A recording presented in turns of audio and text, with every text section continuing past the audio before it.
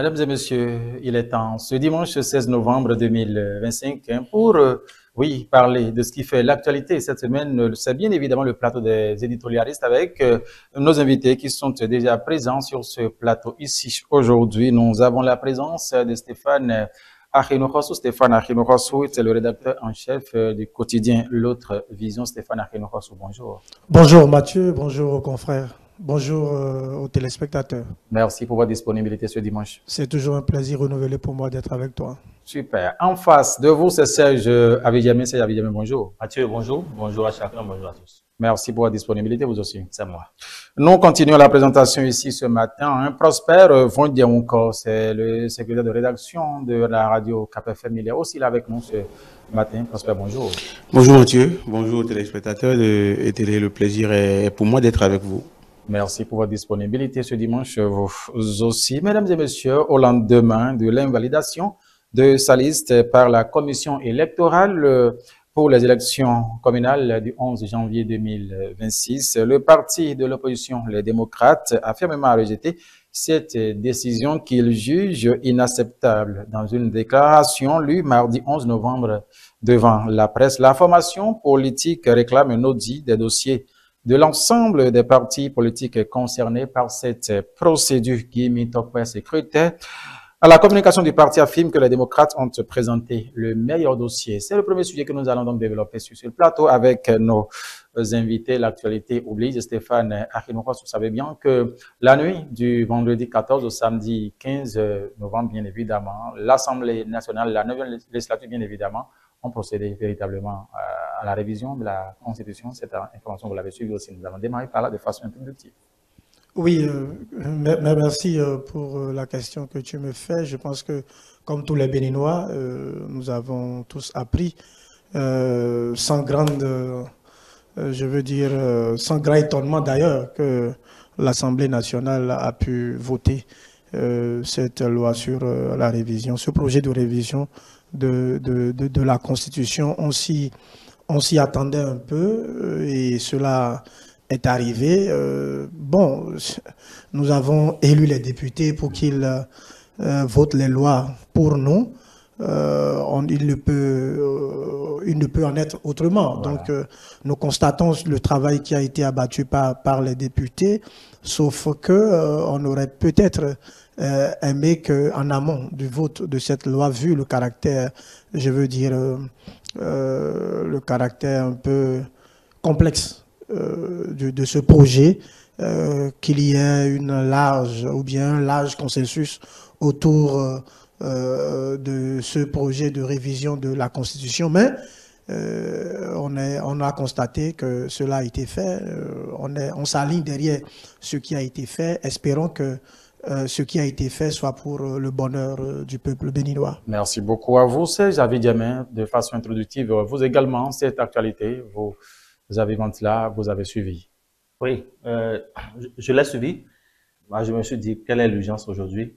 Il y a quelle urgence aujourd'hui au Bénin de réviser la constitution béninoise? Je n'en ai pas trouvé. On n'est pas en crise, on n'est pas en guerre, il y a rien. On est même dans une période électorale. Et puis, bon, on révise une constitution. Je crois que c'est pas un projet, c'est une proposition de loi par ailleurs. Et cette proposition de loi pouvait attendre quand même le prochain président de la République et la prochaine mandature, n'est-ce pas, des députés pour être, encore que je ne trouve pas l'urgence de changer le mandat des députés, du président de la République, des maires, qu'on sort. On nous avait parlé de l'année électorale où on a essayé de réviser la Constitution avec le code électoral et permettre à toutes les élections d'être organisées dans la même période. Oui. C'était les élections générales. Exactement. Et c'est là où nous en sommes aujourd'hui. On n'a même pas encore fini de faire l'expérimentation, n'est-ce pas, de cette loi votée en son temps quand on amène encore une autre. Bon, moi, je sais pas, hein. Il n'y a pas d'urgence pour moi. Donc, pour moi, on l'a fait. C'est le Bénin. Nous sommes au Bénin. Et puis, on va voir ce que ça va donner. Mais pour moi, c'était pas quand même. Merci beaucoup. Merci à vous. Prosper, bon, il y a encore cette actualité, comme tout autre Béninois, vous l'avez suivi aussi. Bien sûr que je l'ai suivi. Moi, je pense que la seule chose qui gêne dans cette affaire de révision de constitution, c'est le nombre de fois que ça s'est passé en 10 ans. Sinon, il n'y a aucun problème à toucher un test qu'on a trouvé, entre parenthèses, désuet ou un complément qu'on voudra faire. Vous savez, la Constitution, c'est pour le Bénin et pour les Béninois. Donc, si on doit apporter quelque chose pour le bonheur du Bénin, personne ne peut refuser. On ne doit pas être contre si c'est pour le bonheur du Bénin. Mais le fétiche que ce document consiste, le caractère, je ne veux pas dire mythique, mais le caractère national que revêt ce test, qu'on soit en train de le toucher à tout va, à tout moment, ça pose un problème. Mais à côté, celui qui est au pouvoir, dont les députés, je veux dire en fin de mandat, sont en train de soutenir ceux qui soutiennent et qui proposent cette révision, c'est que c'est un régime qui s'en va. Donc il n'y a pas à croire que c'est taillé sur mesure. Celui qui va venir va devoir certainement faire beaucoup d'efforts avant de changer encore une virgule dedans. Si c'est pour le bonheur du Bénin, c'est un test, c'est une loi, et les lois ne sont pas éternelles d'ailleurs. Si on trouve qu'il faut faire quelque chose pour l'améliorer, parce que le monde évolue, et nous devons évoluer avec le monde. Les choses changent, nous devons changer avec le monde.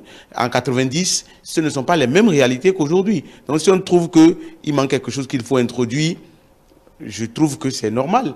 Donc, c'est vrai, la répétition dans la révision pose un petit problème, mais si c'est pour arranger les choses, si c'est pour faire en sorte que le Bénin se porte de mieux en mieux, moi je trouve qu'il n'y a pas de problème à ça.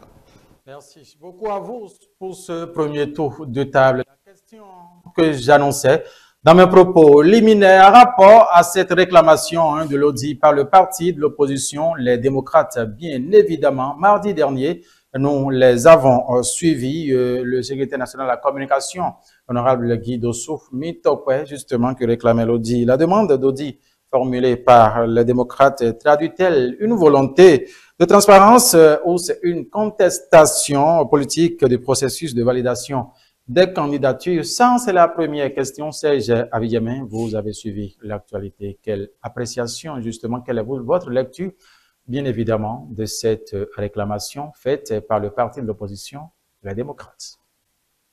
J'ai suivi M. Guy Mitokwe à travers sa conférence de presse qui, par ailleurs, a été reportée, le programme est reporté. Moi, je me dis qu'il y a quand même un problème au niveau de ce parti, les démocrates. C'est un parti que, bon, ils ont traversé, n'est-ce pas, le temps avec toutes les difficultés. Aujourd'hui, ils sont à la croisée des chemins avec tout ce qui se passe. J'ai un problème quand même avec eux. Le problème qui se pose avec ce parti, à mon niveau, c'est qu'on ne peut pas faire tout ce bouquin pour arriver à ne pas réunir. Parce que, quand même, ce sont des militants à la base. Les militants, vous et moi, qui peut-être aspirons à être conseiller municipal. Moi, je n'en suis pas, mais quand même, il y a des gens dans le quartier que nous connaissons, dans les arrondissements, qui aspirent. Et les pièces constitutives, n'est-ce pas, des dossiers ont été annoncées depuis. Qu'on ne soit pas capable, de fournir ces pièces.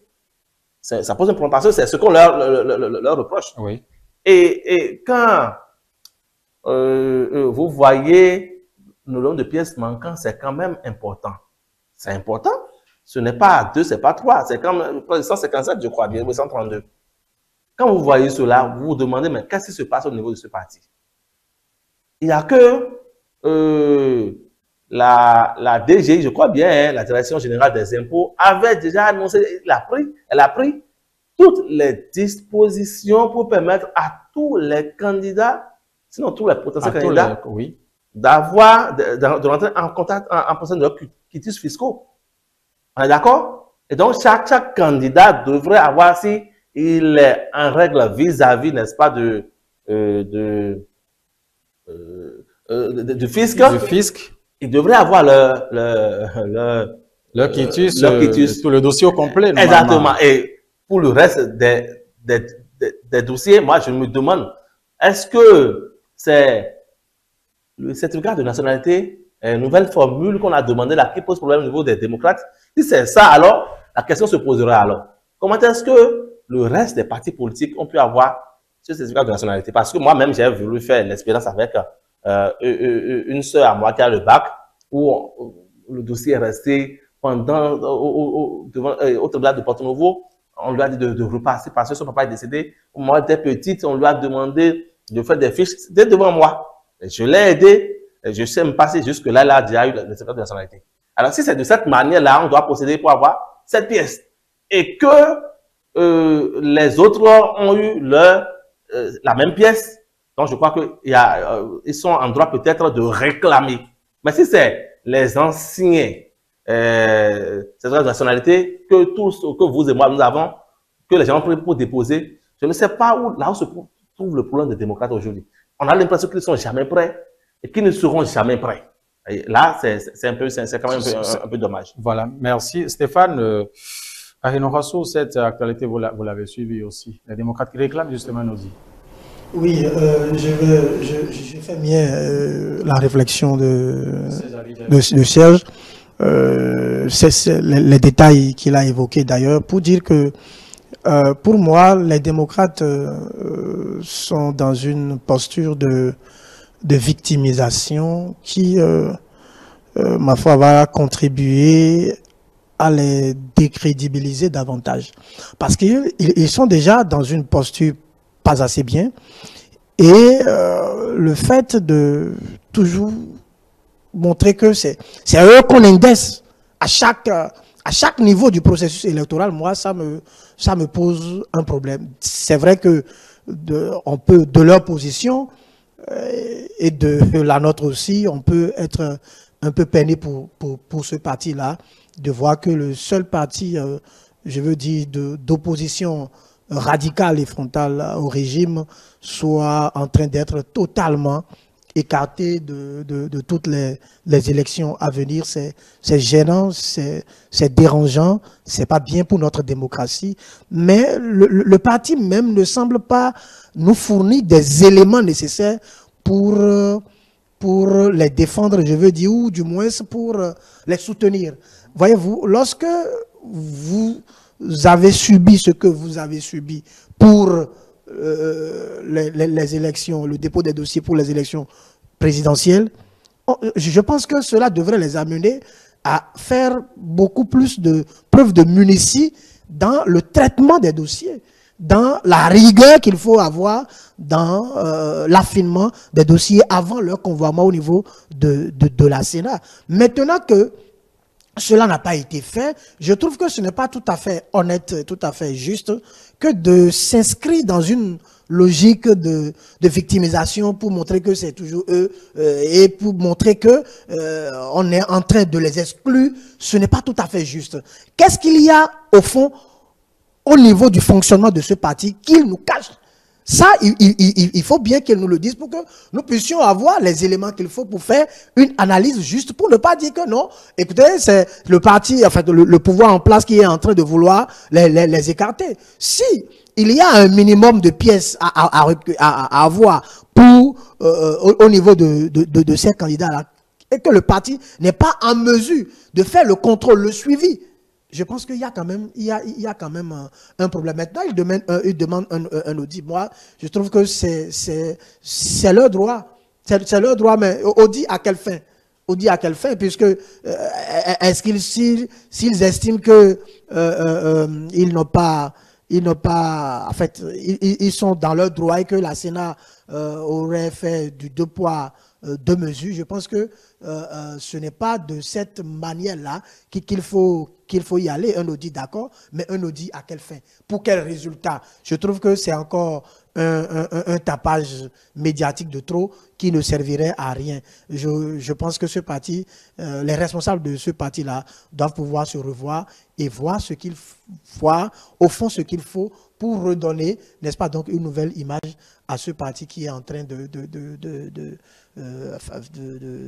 partir en déliquescence. Parce que d'une manière ou d'une autre, les responsables, eux, ils font leur jeu. Mais c'est les milliers de militants qui se trouvent être politiquement orphelins. C'est pour eux que moi, je suis peiné. Parce que pour eux, oui ou pour eux, non, ils sont en train de quitter. Mais ceux ceux-là qui veulent exprimer leur voix à travers ce parti-là. Voyez-vous, leur ressenti, leur ressentiment. Moi, je suis peiné pour ceux-là. Maintenant, eux-là, vraiment, je suis désolé, je trouve qu'ils doivent pouvoir revoir leur posture, revoir leur fonctionnement interne et éviter ce spectacle plus ou moins désolant auquel nous assistons là. Vous avez suivi les prédécesseurs, en tout cas ceux-là qui ont pris Serge Abidjemé et Stéphane Kainorasso sur ce plateau par rapport à cette question. Est-ce que c'est la même déception de votre côté? Sinon, quelle est votre lecture?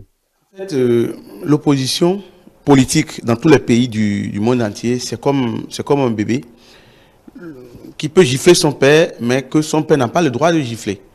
Donc, je perçois ça comme ça ici chez nous au Bénin. L'opposition, c'est comme quelqu'un qui peut commettre des erreurs, quelqu'un qui peut se tromper, mais on n'a pas le droit de taper du poing sur la table.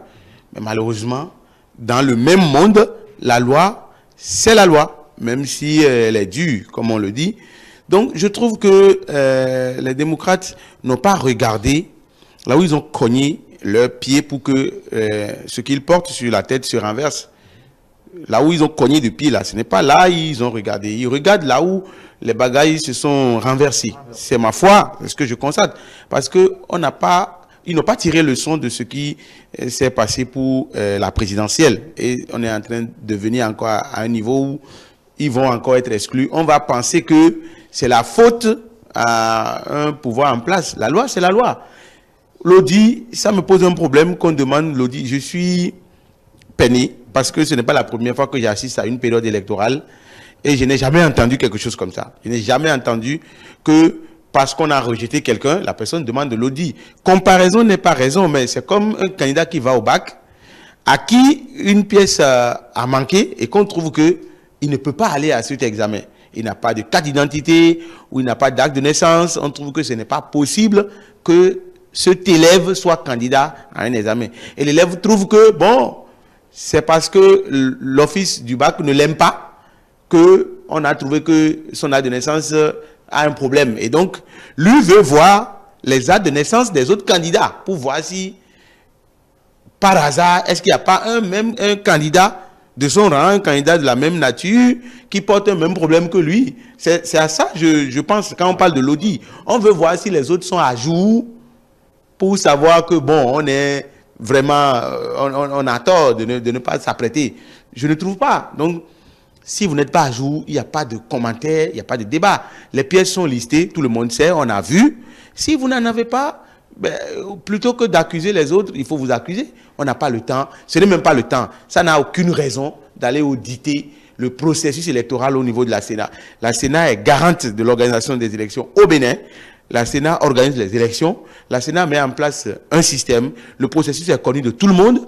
Si vous ne respectez pas une virgule du processus, ne demandez pas qu'on vous donne la faveur parce que vous êtes de l'opposition. Ne demandez pas qu'on vous ouvre les portes parce que c'est vous l'opposition. Ça ne se passe pas comme ça. Moi, je trouve que je n'ai pas de leçon à donner aux démocrates, je n'en ai pas du tout. Mais lorsqu'on fait une expérience de présidentielle à quelques, je ne dirais pas moi, hein, à quelques encablures d'une autre élection encore, on ne devrait pas tomber dans les mêmes travers. Un exemple à tout hasard, pourquoi ne pas demander à ceux qui se portent candidats pour les démocrates d'être à jour vis-à-vis des dossiers qui sont demandés? Pourquoi ne pas vérifier au préalable les dossiers des candidats? Parce que les dossiers sont retenus par arrondissement, par commune, et puis voilà. Et chaque zone a un coordonnateur. Pourquoi ne pas être sûr que tout va bien avant de retenir un candidat que d'avoir des problèmes? La loi est connue. Vous n'avez pas la possibilité de remplacer un candidat. Vous pouvez compléter les pièces, mais vous ne pouvez pas remplacer un candidat. Si c'est le cas, mais prenons garde d'être sûr que tout va bien au moins et que ce qui manque, on peut l'avoir dans 24 heures, dans 72 heures pour venir compléter, que de déposer des pièces qui ne sont pas à jour, de déposer un dossier pas complet et après penser que le mal est de l'autre côté. Malheureusement, c'est ce que nous voyons tous, nous tous ici, nous pensons que ça ne va pas bien. Les gens m'ont dit, c'est comme si on s'acharne contre l'opposition, mais la réalité est là. La loi, c'est la loi.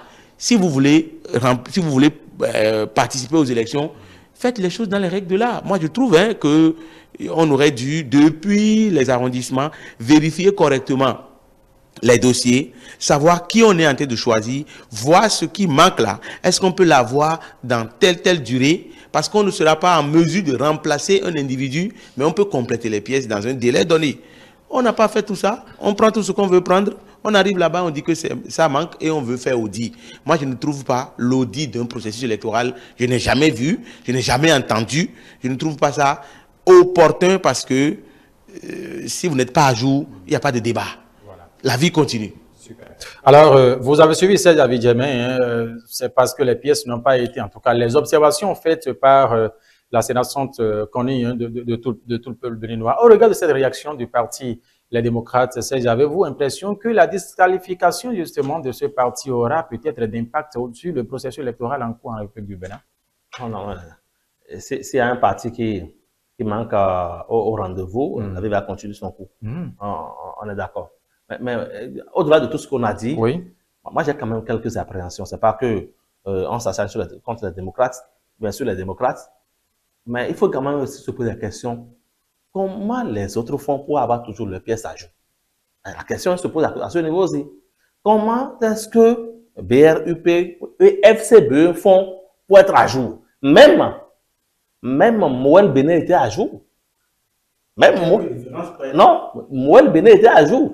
Jusque Moël Bénin n'avait pas vite rangé ses dossiers avant l'heure escomptée. C'est ce qu'on a dit.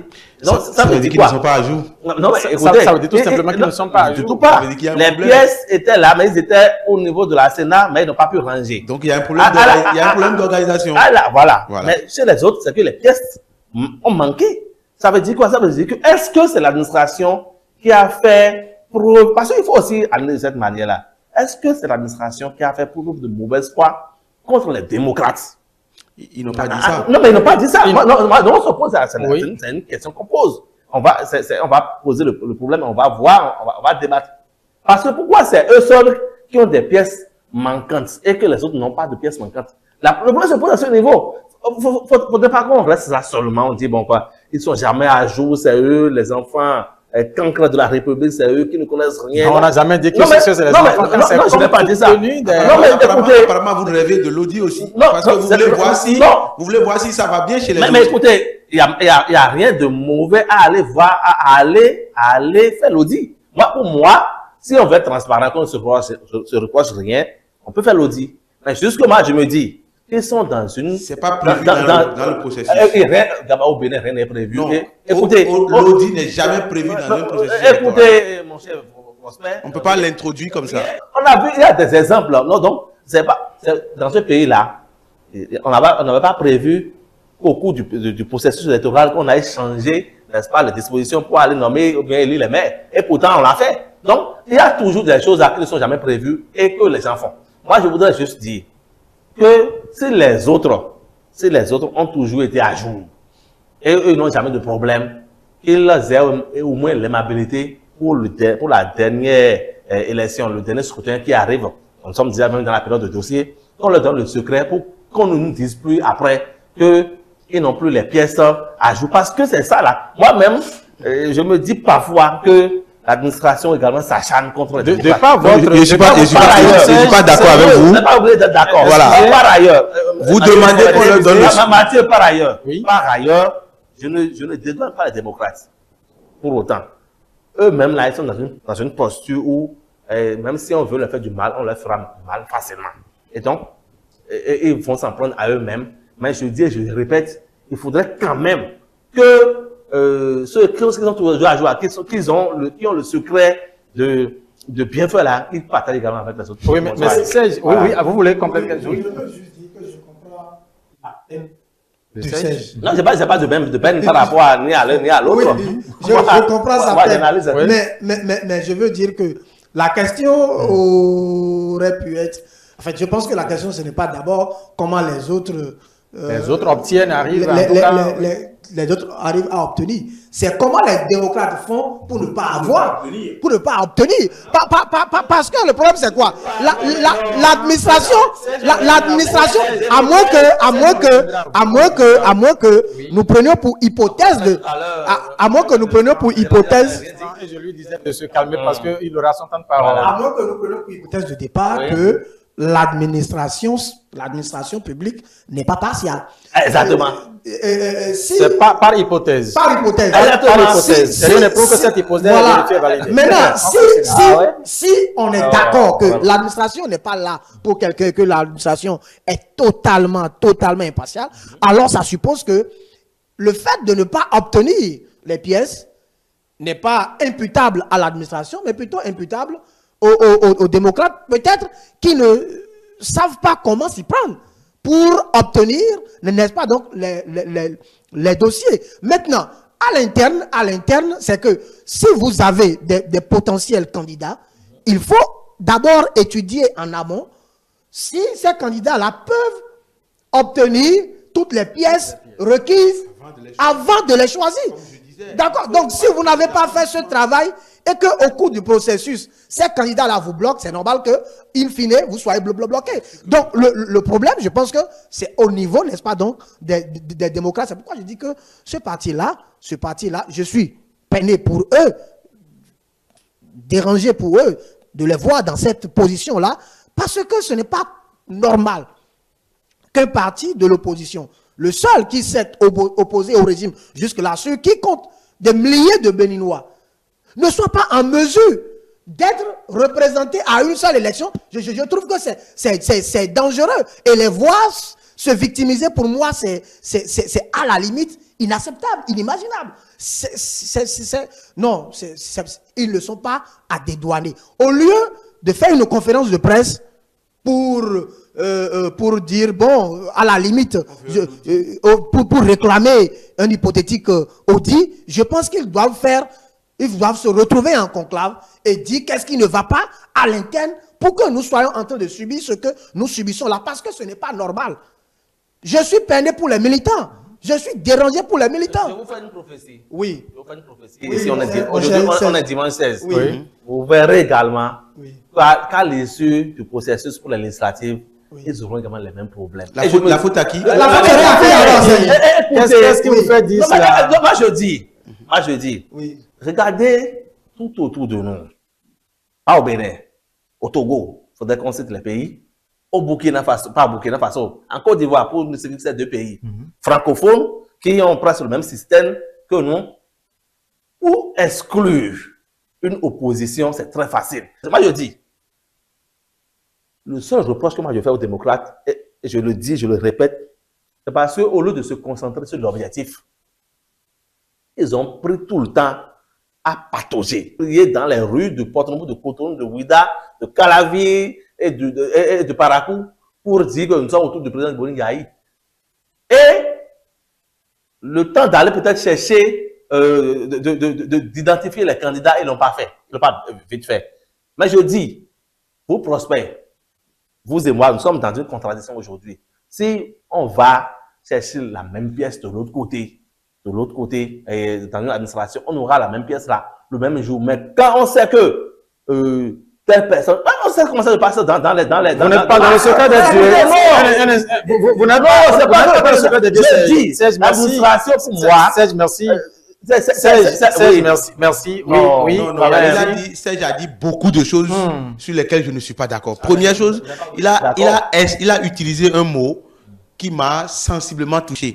Parce que j'étais tout à l'heure le seul à dire la loi, c'est la loi. Vous ne pouvez pas parler d'exclusion. C'est inacceptable que ce mot soit utilisé par un professionnel des médias. Nous sommes d'accord. Vous n'êtes pas le premier. J'ai entendu ça même sur les chaînes internationales dire qu'au Bénin, on a exclu l'opposition. Mais quand même, on a les yeux pour voir, on a les oreilles pour entendre. Donnez-moi le niveau auquel on a exclu quelqu'un dans ce processus-là. Donnez-moi le niveau auquel on a bloqué l'opposition. Non. Est-ce que les autres partis ont pu avoir les pièces et les démocrates? Non. Les gens sérieux qui doivent aller aux élections. Mathieu, c'est pas moi qui pose les questions. Les gens sérieux qui doivent aller aux élections. C'est pas moi qui pose les questions. Mais c'est basique. J'en ai posé une. C'est pas moi qui pose les questions. Donnez-moi le niveau, le seul ou les niveaux que vous estimez. Mais est-ce que pour aller chercher un document au trésor, c'est écrit démocrate sur un béninois? C'est écrit Bloc républicain sur un Béninois. On a écrit l'Union progressiste, le renouveau sur un Béninois qui demande son quitus fiscal. Ou bien dans les cases à cocher là, c'est écrit quelque part la profession ou bien la couleur politique, c'est écrit dans les cases à cocher. Mais vous ne pouvez pas dire ça. Quitus fiscal, c'est quitus fiscal pour tous les Béninois. Certificat de nationalité, c'est certificat de nationalité de tous les Béninois. Passeport, c'est passeport de tous les Béninois. C'est jamais demandé dans les cases à cocher quelque part. On vous demande de dire si vous êtes Bloc républicain ou si vous êtes Union progressiste, le renouveau. Donc dire qu'on a exclu quelqu'un sur la base de l'administration, le fonctionnement de l'administration, c'est injuste. Injuste parce que personne n'est allé chercher son document en étant habillé en démocrate, en étant habillé en Bloc républicain ou Union progressiste. Ça fait première chose. On a reproché aux uns et aux autres de ne pas être en règle. Quand les mêmes démocrates voulaient choisir leur candidat pour la présidentielle, ils ont tout mis en place pour choisir celui qui est vraiment prêt, oui ou non. Ils ont lancé les candidatures à l'interne. Les gens sont venus déposer, on a vérifié, je suppose, et on a pris celui qui sera irréprochable à la fin, celui que la Sénat ne pourra plus rejeter, qui est à jour de tout et de rien. Mais pourquoi, à ce niveau, on n'a pas fait la même chose pour qu'au niveau des arrondissements, à la base, on puisse choisir les candidats qu'on ne pourra pas rejeter. Vous ne pouvez pas dire qu'on les a exclus. Les dossiers incomplets, c'est une réalité ou non? Est-ce qu'on a dit que les pièces sont à jour et qu'on a rejeté les gens? J'ai entendu dire qu'on a exclu l'opposition. C'est anormal. Moi, je ne trouve pas. Soyons véridiques entre nous-mêmes, Béninois, parce que demain, ça peut être nous. On peut être à la place de la mouvance, comme on peut être à la place de l'opposition, si éventuellement on voudrait faire la politique. Moi, je suis gêné quand on parle d'exclusion. Si vous voulez aller à l'examen du bac, vous savez que vous avez besoin d'une pièce d'identité. Vous ne l'avez pas et vous estimez que vous êtes l'enfant du président du parti de l'opposition. C'est pourquoi vous ne pouvez pas composer un examen alors que vous n'avez pas la pièce d'identité valable. Donc, on n'a pas exclu. Moi, le mot là, ça me gêne. J'entends ça, que l'opposition exclut. C'est pas normal.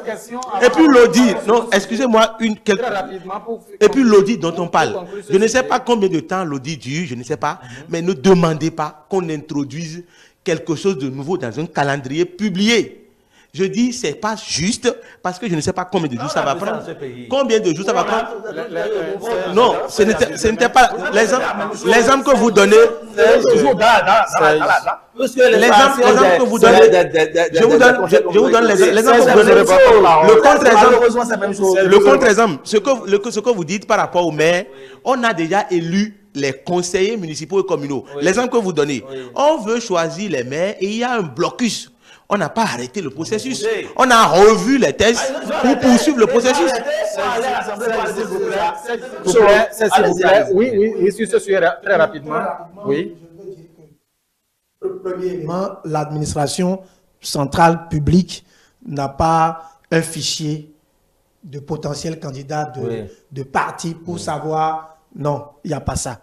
Deuxième élément, lorsque on parle d'exclusion, je trouve qu'il y a un problème, parce qu'il y a des éléments de fait, et il y a les éléments politiques. L'opposition peut commettre des erreurs et on n'a pas le droit de les éléments de fait, quand on prend la présidentielle, on sait qu'il y a un problème, il y a eu un problème de parrainage, ça c'est un élément de fait.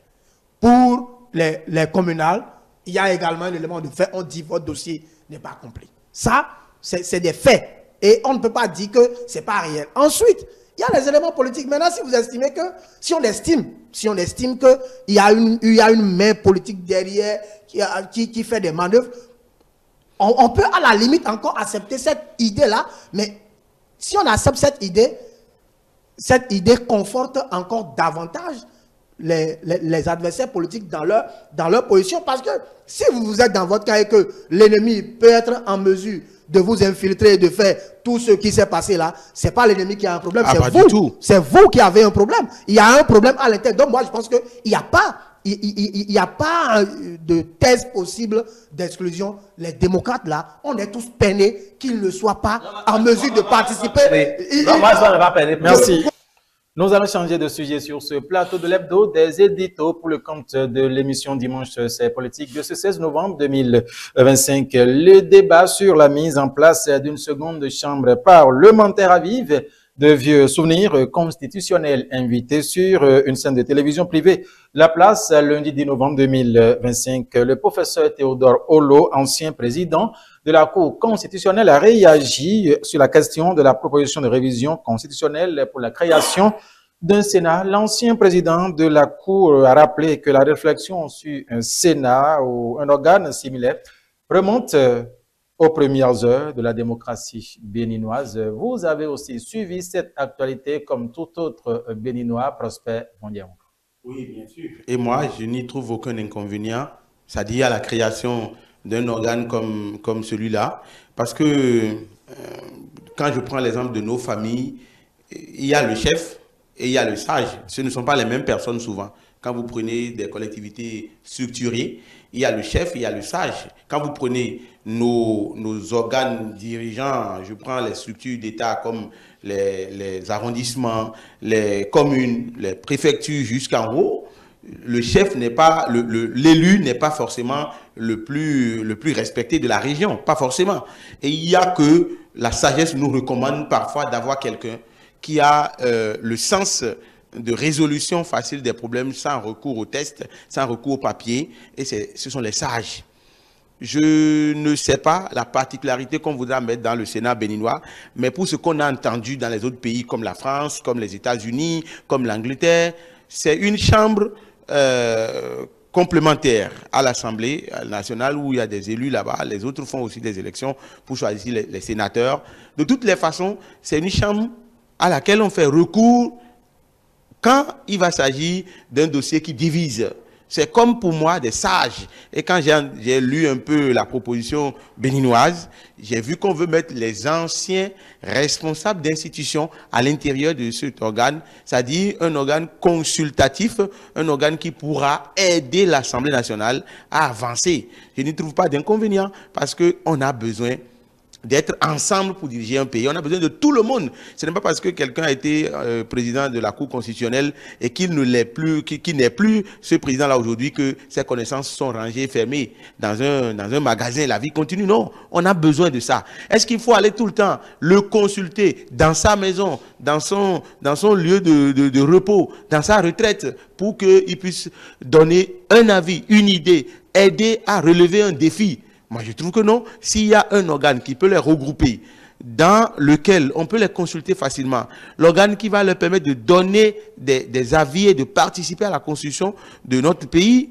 il n'y a pas de problème à ça. J'ai entendu des gens dire que c'est encore budgétivore, c'est encore si. Est-ce que les gens savent comment on a structuré le système financier, le système salarial de notre pays? Point d'interrogation. Mais pour moi, on a besoin que les sages soient regroupés quelque part pour qu'on puisse aller les consulter facilement, pour qu'ils participent avec leurs idées, leur vécu, leur expérience à la construction du pays. Pour moi, je ne trouve pas d'inconvénient à la création d'un Sénat. Et puisque c'est un organe aussi relevé, aussi haut que l'Assemblée nationale, il serait normal qu'on trouve la formule de l'introduire dans notre fétiche, dans notre texte fondamental, la Constitution, pour que le débat soit orienté, le débat soit unanime sur le fait. Donc pour moi, un Sénat créé avec ceux qui vont l'animer, ce n'est pas le problème pour moi.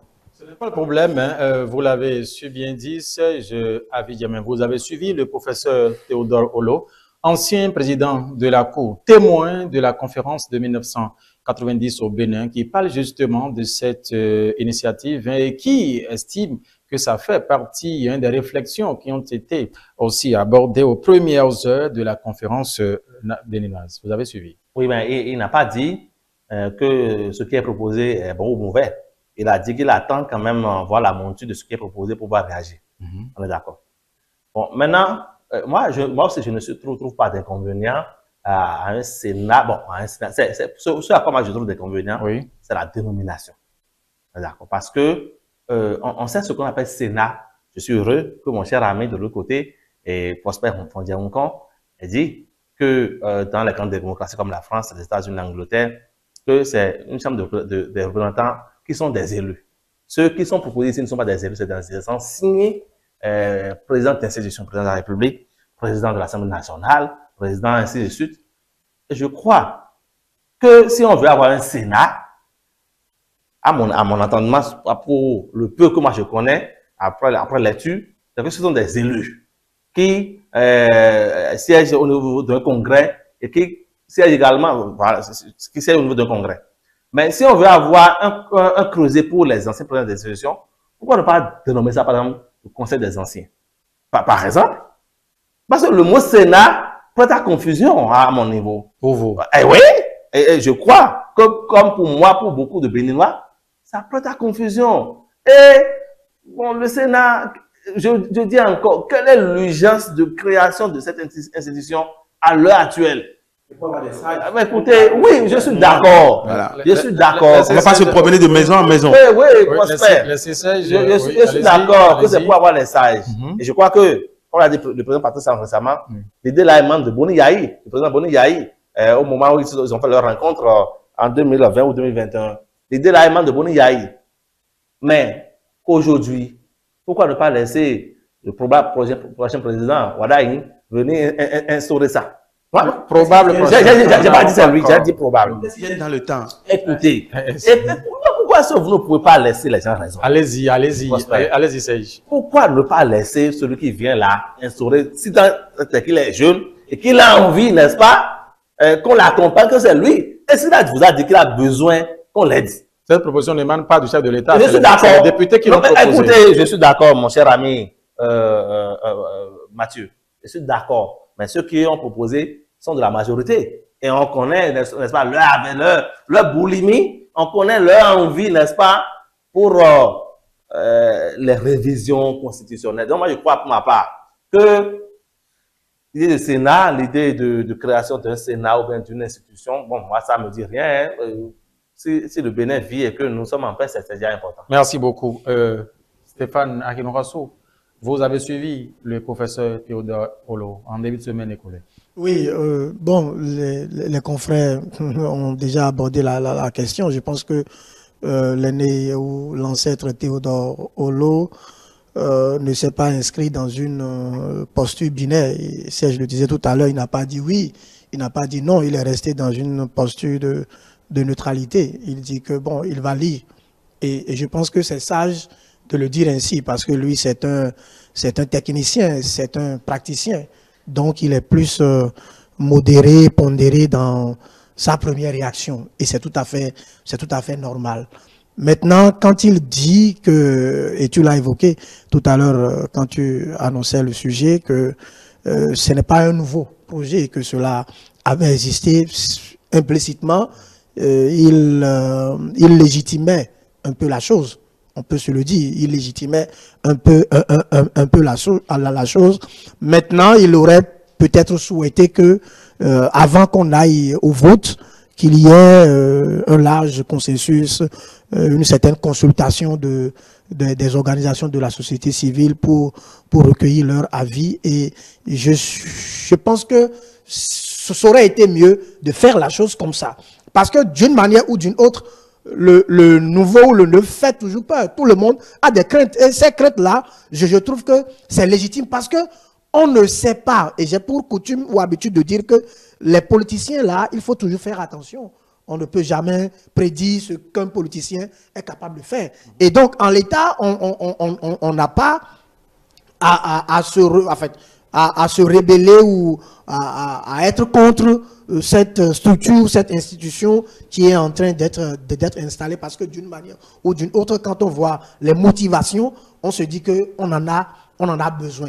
Maintenant, la crainte, c'est dans l'application. Comment est-ce que ça va se faire? Est-ce que d'une manière ou d'une autre, ce n'est pas une structure ou une institution qui sera au sommet peut-être du chef de l'État? On ne sait jamais, pour qu'on soit dans le cas de figure d'un peu de ce qui s'est passé au Togo. Est-ce que c'est pas une structure qui serait au-dessus de l'Assemblée, de l'Assemblée nationale? Ça, c'est des craintes parce qu'on ne sait pas ce que ça va devenir. Plus tard, on ne sait pas. Donc, moi, je me dis que, a priori, ce n'est pas une mauvaise chose. Qu'il y ait des anciens chefs d'État, qu'il y ait des anciens chefs d'état-major, des anciens chefs d'État d'institution, un ancêtre comme Théodore Olo au niveau du Sénat, je trouve que c'est une bonne chose. C'est une très bonne chose parce que d'une manière ou d'une autre, quand il y a des questions constitutionnelles, on fait toujours recours à lui pour avoir son avis. Et donc, quand il se retrouve dans une structure formelle, reconnue, légale, il donnera son avis. Peut-être, et son avis comptera sur peut-être des lois qui sont votées à l'Assemblée, si cela est conforme ou pas.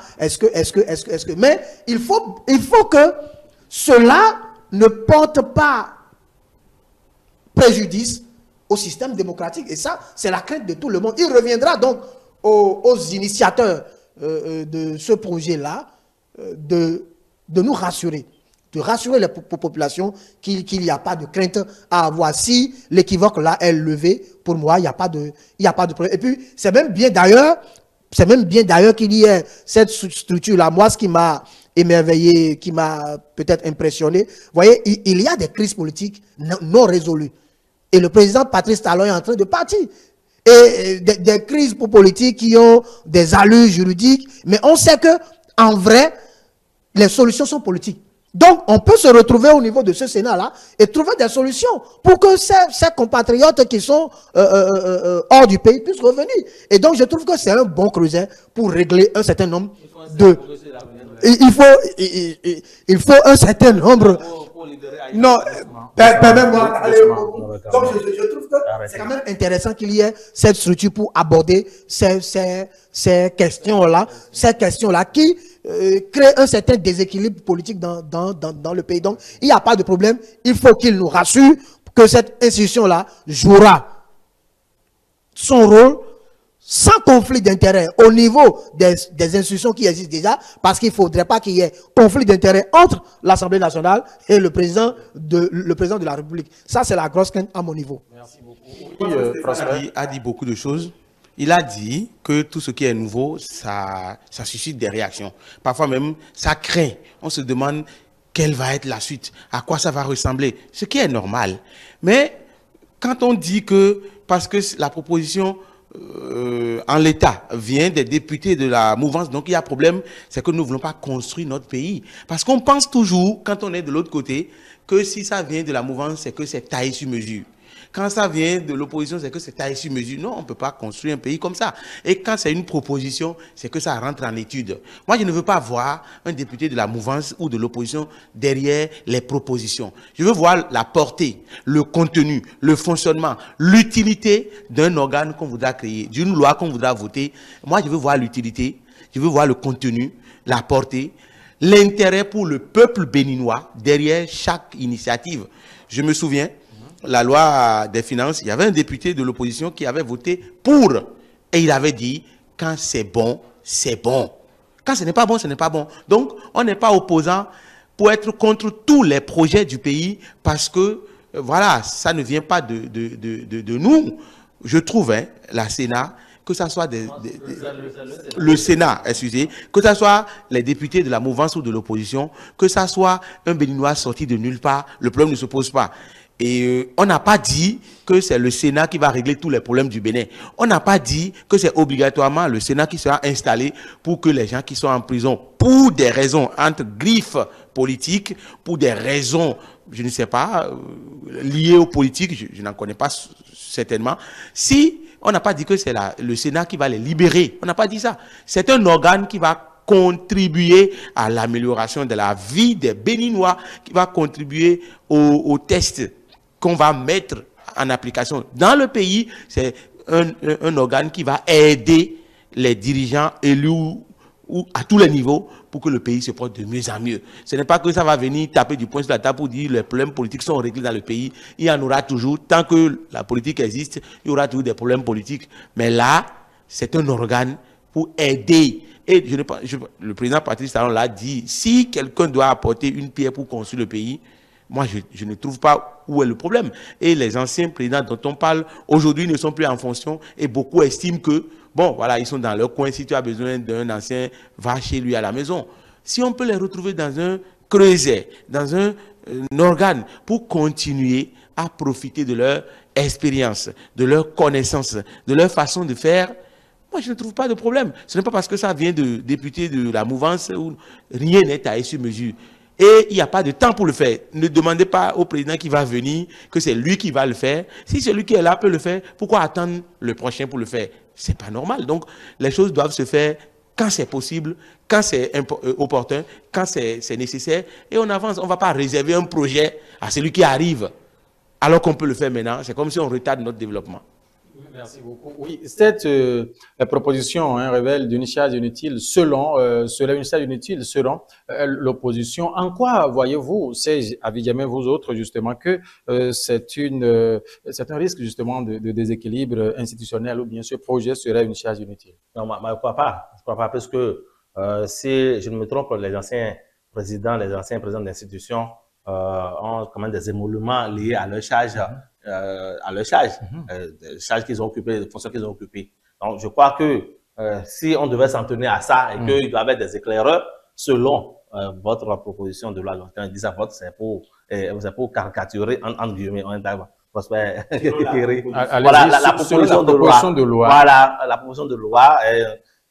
Sinon, qu'en réalité, ce ne serait pas logiquement une institution budgétivore, puisque ceux-là qui vont siéger ont déjà un salaire, ont déjà des émoluments. Je ne sais pas si on va en créer davantage. Mais moi, je répète, en quoi c'est utile aujourd'hui? Non, mais il n'y a pas de... Est-ce que Serge ne se contredit peut-être pas? Permettez, c'est moi qui ai la parole. Allez-y, allez-y, Serge. Si pendant 10 ans, le président Patrice Talon a tellement bien géré qu'il n'a pas eu recours au Sénat, pourquoi est-ce que avant son départ, il vient instituer un Sénat? C'est le chef de l'État. Écoutez, il est le chef de la majorité. C'est une proposition qui émane des députés à l'Assemblée nationale. Et je dis des députés de la majorité, dont il est le chef. Il a dit récemment également oui ou non. Et donc, pourquoi est-ce que c'est à la veille de son départ que ces députés-là ont eu l'ingéniosité, n'est-ce pas, de proposer ça? Pour moi, pour ma part, je crois que si ça peut contribuer, comme les gens l'ont dit sur le plateau, au développement, tant mieux. Mais je pense, à mon niveau, que regrouper les anciens présidents d'institutions au cours d'un creuset n'est pas mauvais. Moi, je le dis, c'est pas mauvais. C'est pas mauvais. La seule crainte que moi j'ai, et je le dis, je le répète, la seule crainte, c'est ce que mon ami de l'autre côté a essayé quand même de soulever. J'espère qu'on n'aura pas le scénario à la togolaise, où il y a, entre guillemets, un président là comme un pantin, et que, bon, voilà, il y a le Sénat, celui qui chapeaute le Sénat qui gère le pays. Parce qu'il faut avoir des craintes. Et moi, de ma posture, quand je vois ce qui se passe, j'ai des craintes. Il faudra, oui. Oui, la preuve pour finir rapidement. Oui, très rapidement. Très rapidement. La preuve, quand Prosper dit que ce n'est pas le chef de l'État qui a initié, mais avant de voter cette proposition de loi de la nuit du vendredi à samedi, le chef de l'État quand même a rencontré les députés de la majorité le vendredi matin. Le vendredi, pour discuter de cette proposition de loi-là, ça veut dire que d'une manière ou d'une autre, il a son regard sur la question. On ne peut pas quand même obliger, demander aux Béninois de ne pas être craintifs quand on connaît le passé, n'est-ce pas, et l'actif, le passif des agissements politiques de pouvoir en place. Personne n'a exclu les craintes, les peurs. On n'a pas dit que, non, on n'a jamais dit qu'on va applaudir des pieds et des mains. C'est nouveau ce qui arrive. C'est normal qu'il y ait des craintes. Nous sommes unanimes sur le fait. C'est nouveau. Donc les craintes sont fondées. On n'a pas refusé. Mais me dire que on ne doit pas faire ça à ce moment T, ça me pose un problème. Il n'y a pas de moment pour avancer dans un pays. Moi, je le répète, le président de la République, vous avez dit quelle est l'urgence aujourd'hui. Et j'ai demandé quelle sera l'urgence demain. Il n'y a pas de moment pour faire quoi que ce soit. Le président qui est au pouvoir peut prendre une décision à la veille de son départ. Un président au pouvoir peut prendre une décision à la veille de son départ. Le problème ne se pose pas. Moi, je trouve qu'on peut tout faire et à tout moment en plus. Ne demandez pas qu'on réserve les projets à quelqu'un qui arrive, alors que lui aussi, il aura son plan à mettre en exécution. Si quelque chose peut être fait maintenant, pourquoi pas? Il n'y a pas de crainte. Si tout le monde est d'accord pour quelque chose, il y a de crainte là maintenant parce que les gens se posent des questions. Ce qui est normal. Pour moi, Sénat, non Sénat, le plus important, c'est le développement. Et ça doit... Non, je vais conclure en disant, et le développement n'a pas de temps. Quand vous me dites qu'il n'y a pas d'urgence maintenant, non, je ne suis pas d'accord. Il y a pas urgence, il n'y aura pas demain. Il n'y aura pas urgence après-demain. Donc, ce qu'on peut faire aujourd'hui, qu'on le fasse aujourd'hui. Non, mais moi, je pense que c'est même pas un problème d'urgence. Parce que, le président de la République qui a été élu a un chronogramme. Il y a des réformes à mettre en place. Des réformes institutionnelles, des réformes administratives, des réformes législatives. Et donc, je trouve que cela s'inscrit logiquement dans le cadre du déroulement de la mise en œuvre de ces réformes. De ces réformes. Donc, il faut qu'il aille au bout. Donc, c'est pas parce qu'il est en fin de...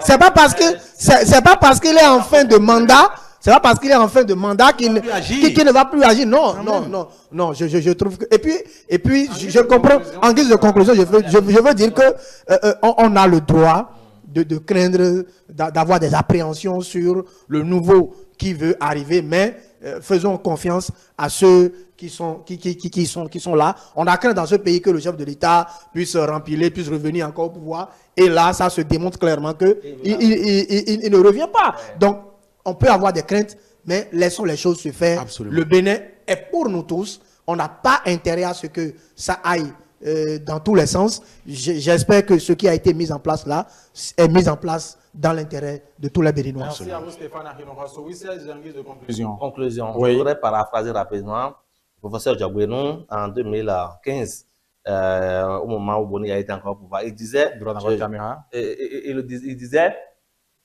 je cite, l'urgence de l'heure. Quelle est l'urgence de l'heure?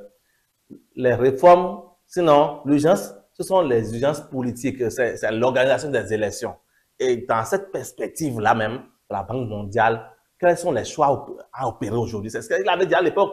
Et les choix de l'époque, il dit le programme doit être consensuel. Le programme là, c'est l'organisation des élections, c'est le fait de faire des élections pour que tout le monde puisse se retrouver. Je ne vais pas dire que des gens qui vont faire mal iront aux élections, même si c'est BR et UP qui doivent aller aux élections seulement, il faudrait que ce soit les choix les choix du moment. Parce que cette histoire de Sénat, on sait que le prochain président aura toujours la majorité. Et sa majorité pourrait lui permettre d'installer ce Sénat et avoir des gens autour pour l'aider à gérer. Donc, ce que nous faisons aujourd'hui là, moi je crois que ça n'a pas sa raison d'être, mais quand cela tienne, on l'a déjà fait. La Constitution est votée, et ce sera promulgué et adopté, et tout le monde on va passer à autre chose. Merci beaucoup à vous. Oui.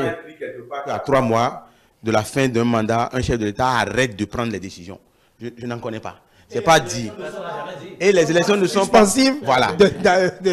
Voilà. Et les élections ne peuvent pas tout arrêter dans le fonctionnement de la machine exécutive. Pas du tout. Donc, si on me demande que un chef d'État, à 3 mois, ne doit plus prendre une décision, qu'au cas où il en prend, c'est pour son intérêt, je vais me conformer. Mais là, un pays, quelqu'un qui est élu, il est élu pour un mandat qui va s'achever la veille où quelqu'un va prendre le pouvoir, n'est-ce pas? Donc, même cette veille-là, il est encore président et il peut encore prendre une décision. Il peut encore agir comme président. Ce n'est pas écrit quelque part. Quand vous me dites que l'heure maintenant, c'est les élections, le pays doit s'arrêter. C'est ce que vous voulez dire. Non, on ne peut pas tout tourner autour des élections pour tout arrêter. Qui avait dit à l'époque comme vous, comme moi. C'est un être humain. Il était dans l'autre. Merci beaucoup. Je ne suis pas d'accord avec vous. Et vous n'êtes pas d'accord avec moi. Donc, on ne doit pas être d'accord avec lui aussi. Si ce qu'il dit n'est pas juste.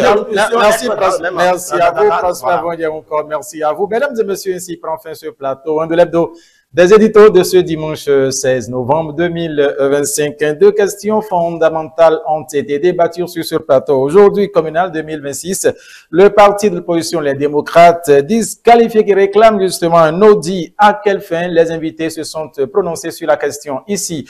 Aujourd'hui, en de création d'un Sénat au Bénin, opportunité démocratique selon Théodore Olo-Ouchage, contesté par l'opposition. Oui, ils n'ont pas manqué également d'opiner sur la question ici tout au long des minutes que nous avons passées ensemble. Merci infiniment de nous avoir suivis. Il s'appelle Stéphane Akinorasso, rédacteur en chef de l'autre vision. Merci à vous d'avoir pris part ici. Merci Mathieu. En face de l'ECC, j'avais Yamin Serge, merci à vous aussi. Merci Mathieu, merci aux autres. Prosper Vondier-Encore, il est le secrétaire de rédaction, j'allais dire, de la radio Cap FM, merci à vous aussi. C'est un plaisir d'être passé par ici et de participer au débat national.